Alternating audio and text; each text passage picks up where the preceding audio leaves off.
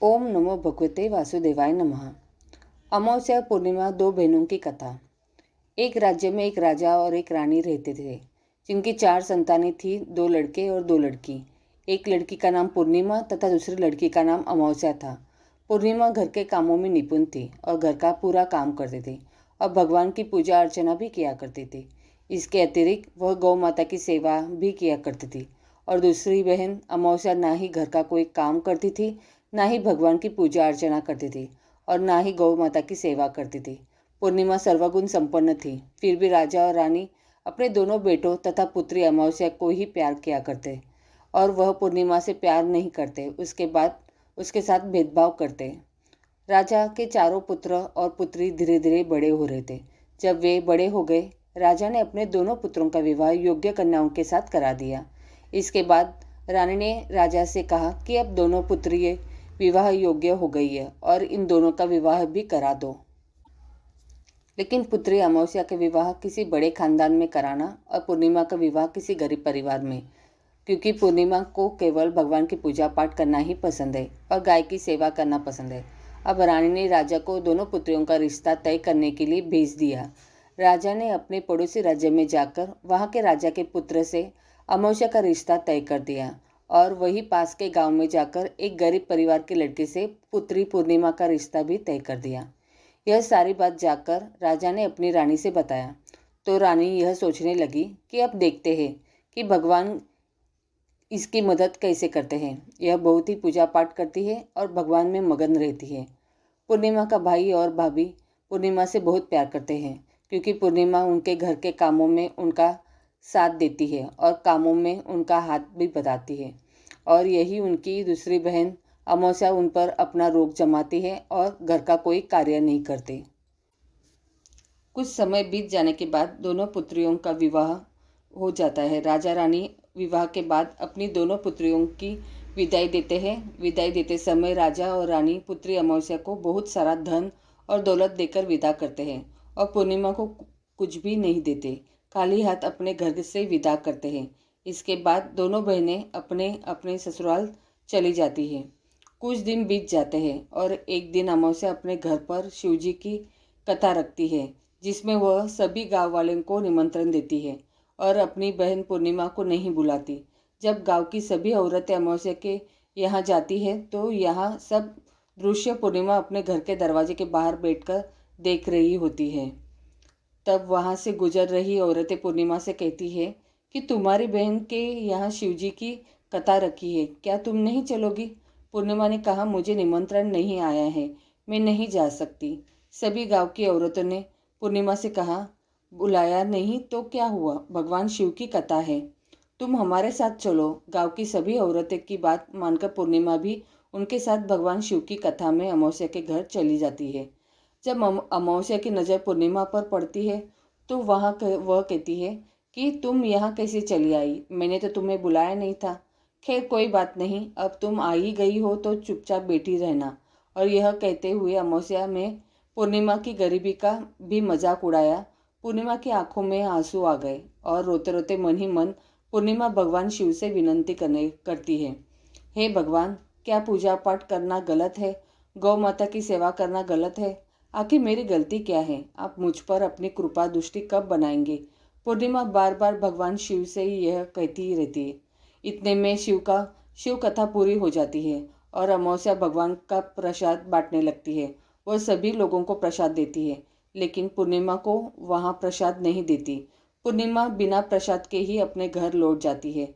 रास्ते में वह यहाँ सोचते हुए चलती है कि यदि बच्चे उससे कथा का प्रसाद मांगेंगे तो वह उन्हें क्या जवाब देगी। उसने सोचा था कि वह अपने मायके, अपने भाई और भाभी के यहाँ जाएगी और वहाँ जाते हुए बच्चों के लिए कुछ लेकर जाएगी।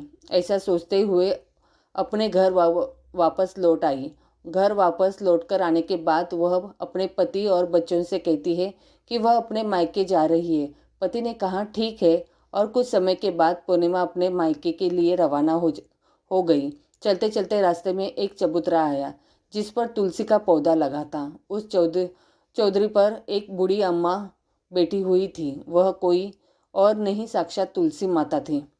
उस बूढ़ी माता ने पूर्णिमा से कहा, बेटिया तुम कौन हो और कहाँ जा रही हो? पूर्णिमा अपना परिचय देती है। परिचय देने के बाद बूढ़ी औरत ने पूर्णिमा से कहा कि यहाँ तुलसी का पौधा सूख रहा है, इसमें थोड़ा सा पानी डाल दो और इस चबूतरे की साफ सफाई कर दो, जिससे मुझे थोड़ी ठंडक मिलेगी। पूर्णिमा ने कहा, ठीक है माँ तुलसी, मैं पानी डाल देती हूँ और यहाँ की सफाई भी कर देती हूँ। पूर्णिमा ने साफ सफाई करने के बाद बूढ़ी अम्मा को भी नहला दिया और बूढ़ी अम्मा की भी सेवा की, उनके पैर दबाए और बूढ़ी अम्मा से कहा कि माँ जी और बताइए मैं आपकी क्या सेवा करूँ, और कोई काम नहीं है बता दीजिए, मैं कर दूंगी। बूढ़ी अम्मा ने कहा, कुछ नहीं, अब तुम जाओ और वापस आते समय मुझसे मिलते हुए जाना। पूर्णिमा ने बूढ़ी अम्मा से कहा, ठीक है अम्मा, मैं जाती हूँ, वापस आते वक्त आपसे मिलती हुए जाऊंगी। कुछ समय आगे चलने के बाद एक शिव मंदिर आया। वहाँ पर उसे एक बूढ़े बाबा मिले जो मंदिर के बाहर बैठे हुए थे। वह कोई और नहीं, साक्षात भोलेनाथ थे। उन्होंने पूर्णिमा से कहा कि कहाँ जा रही हो बेटी, तुम कौन हो? तब पूर्णिमा ने अपना परिचय दिया। फिर उस बूढ़े बाबा ने पूर्णिमा से कहा, इस चबूतरे की और इस मंदिर की सफाई कर दो। तब पूर्णिमा ने मंदिर की और चबूतरे की साफ सफाई कर दी और वहाँ पर पूजा पाठ अर्चना भी की। और साफ सफाई पूजा अर्चना के बाद उन्होंने बूढ़े बाबा को भी नहला दिया और उनसे कहा कि बाबा और कोई काम हो तो बताइए। तब बूढ़े बाबा ने कहा, नहीं बेटी, अब तुम जाओ और वापस आते वक्त मुझसे मिलते हुए जाना। पूर्णिमा ने कहा, ठीक है बाबा, मैं जाती हूँ, वापस आते हुए आपसे मिलते हुए जाऊंगी। चलते चलते कुछ देर चलने के बाद पूर्णिमा को एक काली जी का मंदिर दिखा। वहाँ भी एक बूढ़ी अम्मा चबूतरे पर बैठी हुई थी। उस बूढ़ी औरत ने भी पूर्णिमा से कहा कि बेटी तुम कौन हो, कहाँ जा रही हो? तब पूर्णिमा ने उस बूढ़ी औरत को भी अपना परिचय दिया।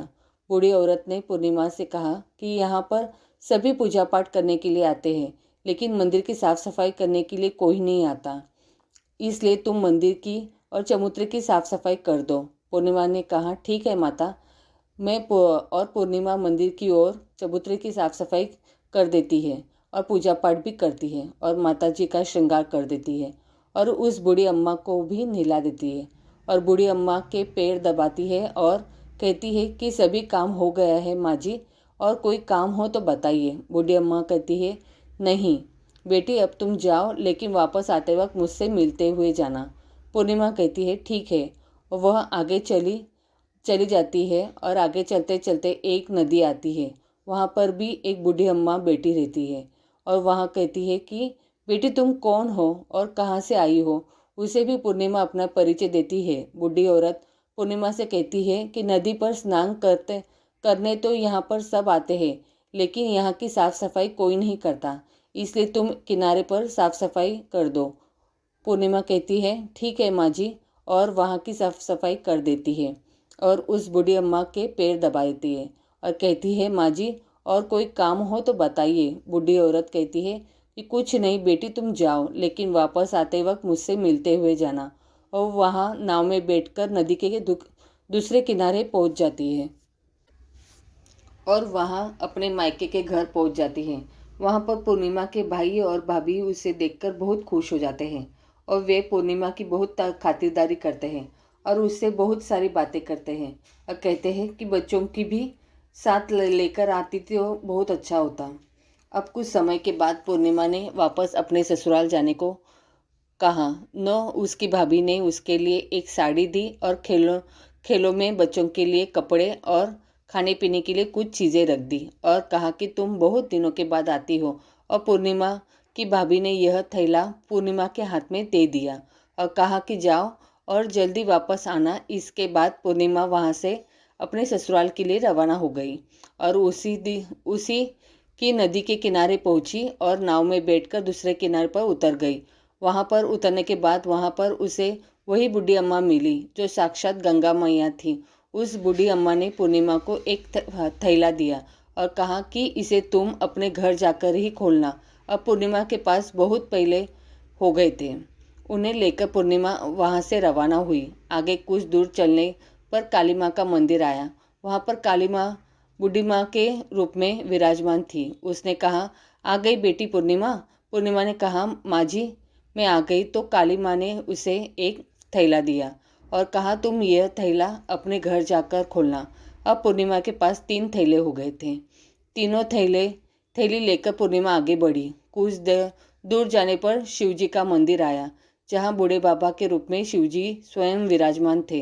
बूढ़े बाबा ने कहा, पूर्णिमा तुम वापस आ गई। पूर्णिमा ने कहा, बाबा मैं वापस आ गई।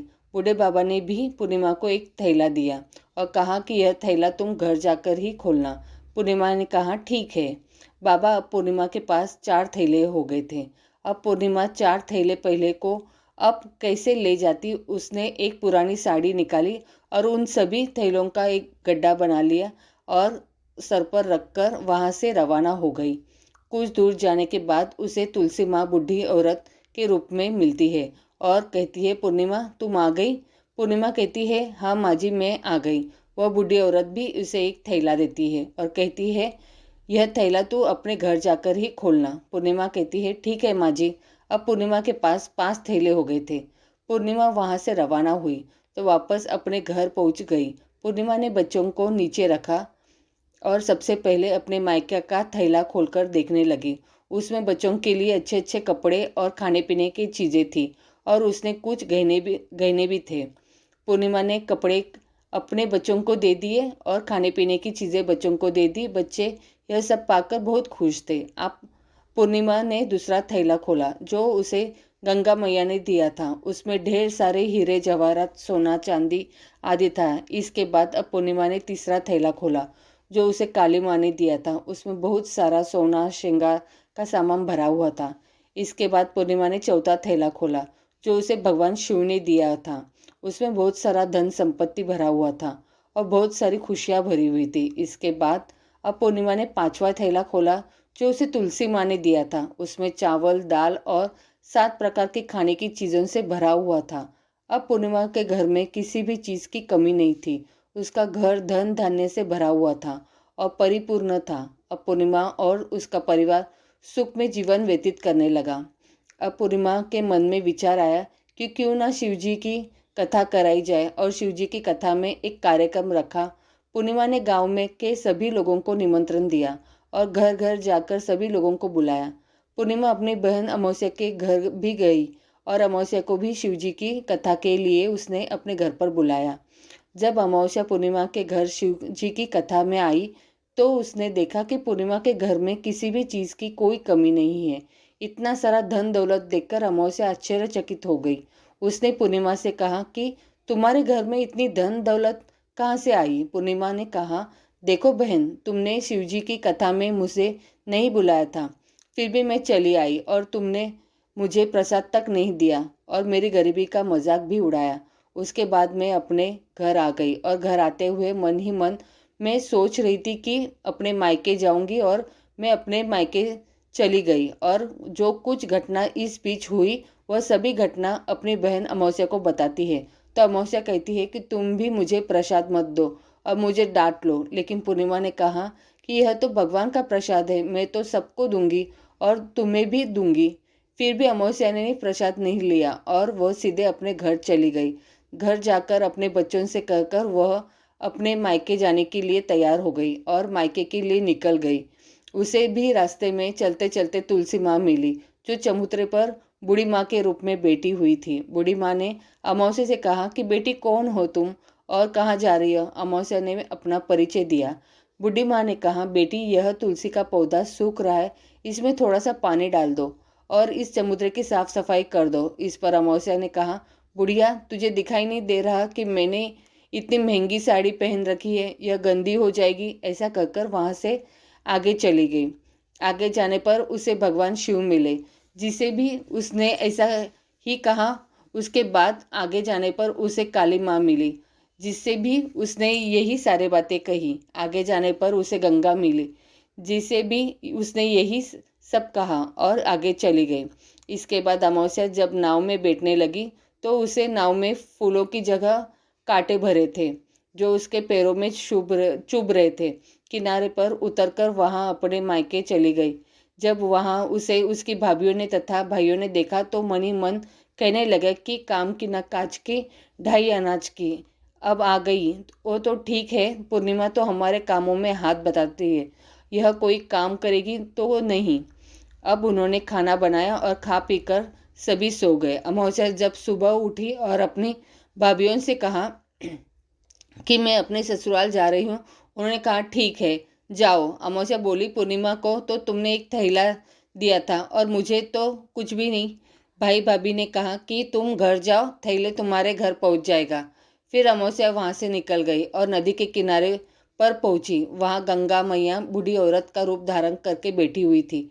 बूढ़ी माँ ने कहा कि बेटी, तो उसने कहा मैं आ गई। अमावस्या ने कहा तुमने पूर्णिमा को एक थैला दिया था और मुझे नहीं दिया। बूढ़ी अम्मा ने कहा तुम घर जाओ, थैले तुम्हारे घर पहुंच जाएगा। इसके बाद आगे जाने पर उसे काली मैया मिली, तो उसने भी अमावस्या को यही कहा। इसके बाद आगे जाने पर उसे शिव भगवान मिले, जिन्होंने अमावस्या को यही कहा। इसके बाद आगे जाने पर उसे तुलसी माँ मिली और उसने भी वही कहा, तुम घर जाओ, थैले तुम्हारे घर पहुंच जाएगा। अमावस्या अपने घर पहुंच गई। आंगन में ने देखा कि तो वहाँ पर 5 थैले पड़े हुए थे। अमावस्या ने मन ही मन सोचा कि अब तो मेरे पास बहुत सारी धन और दौलत आ गई है। जल्दी जल्दी उसमें सभी थैले खोला।